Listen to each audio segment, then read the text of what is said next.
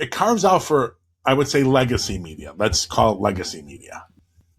As a YouTuber, right? There's a lot of journalists doing YouTube stuff. I think Hassan Minhaj. I think there's all kinds of people we could think about. The Young Turks.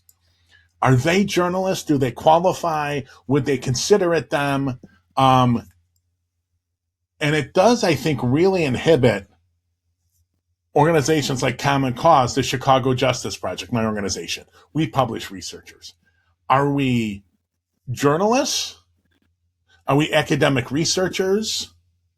If I got funding from a grant to go do this work, does that mean it's commercial because I'm getting paid for it? An academic researcher who gets a grant, an NIH grant, or from Open Society, or one of them, is that commercial? Can that? I think that's kind of a slippery slope, and is kind of shuts down organizations that the politician may not align with. Absolutely. And first of all, the intent of why someone is making a request should not matter, period. Uh, and I shouldn't have to be concerned about justifying why I want information that is rightfully mine to access.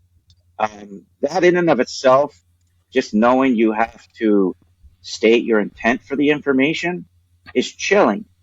It's like I said, it's antithetical to this idea that in a democratic society, the public has a right to participate in their government and have access to information that concerns the public in general. But malicious intent to here, and this is, exemplifies the slapdash way that this bill came to fruition, and the fact that they did not consult with interested actors in this, is that malicious intent was thrown in there. It wasn't defined. They kept saying, "Oh, we're gonna define it later. We will define it in a later version of the bill." But regardless of whether you defined it or not, it's a very slippery slope. And I will note that the law already has, some clauses that allow agencies to deal with this type of truly malicious intent that is meant to just clog up the works at a government agency, or is just absolutely ridiculous. Like, I want all of the government. I'm making a request for, all of the government records you have on file. That's just that there's already laws that they can utilize to deal with that. But the malicious intent part of this, it sets up, like you said, a system where now this whole Public Records Act process can be used as a retaliatory tool against your, perceived political enemies. And, journalism, I would say journalists, would be at the top of that list. They are the ones doing the investigative reporting. They're the ones that dig out these records.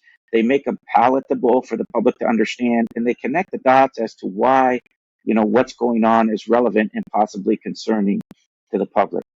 And so generally, a government agency, they don't want any bad press. So if a government agency thinks that this information is going to be utilized to expose them in a way that would shine a less than favorable light on them in the public's eye, they're going to use all the tools they can to try and prevent that information from getting out.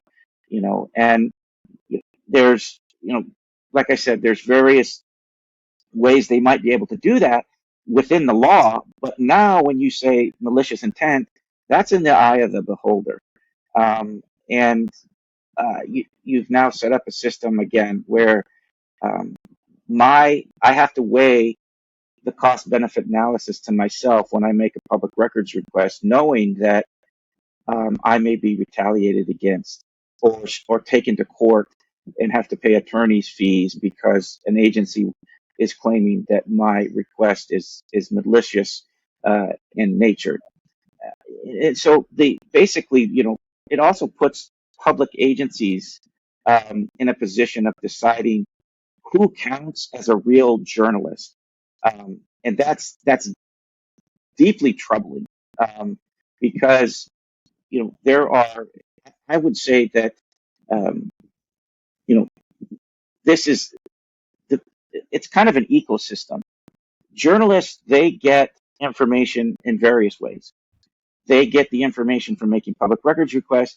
They get information from others who've made requests. They get information from nonprofits who have done research. So, at what point do these terms malicious but also commercial use come into play? Because at some point down the line, any information I gathered from my request, if it is at all used in any way to make a dime, say it's put in a magazine or a publication that you have to buy to get access to, now you're potentially falling within that category of commercial use. But then also, and I want to note this too, because I've made a lot of public records requests in my career. I've worked with some wonderful agencies that work their butt off to get me absolutely everything I need. They help me define what I need. They help me work with understanding the laws, and they do a superb job. But I have also come across government agencies that their intent is absolutely to prevent you from getting information, not just because they're lazy, but because they don't want. There's a political motive involved, and some governments more than others um, are run and controlled by the people who are elected on their councils or the board of supervisors. They, like it or not, they often or at times will play they will have undue influence on who gets access to these public records. It shouldn't be that way, but if you have a government agency that's just generally corrupt, they're going to hire a city attorney that goes along and does their bidding. They're going to hire a city clerk that does their bidding. And so you've created a whole culture within City Hall that basically says that, with this idea that public records requesters are bad, um, and do whatever you can to frustrate them and prevent them from getting the information they want. And oh, by the way, they can always sue us, but who has the money to sue a government agency? So just, ignore their threats.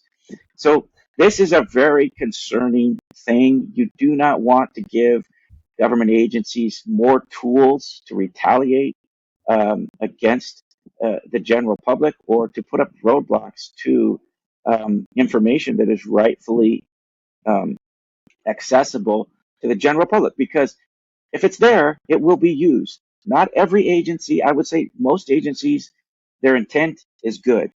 But there are just like there are, bad individuals who want to make, bad public records requests just to burden an agency. There are also government agencies that want to do all that they can to prevent their so-called enemies from getting information that they have the right to access.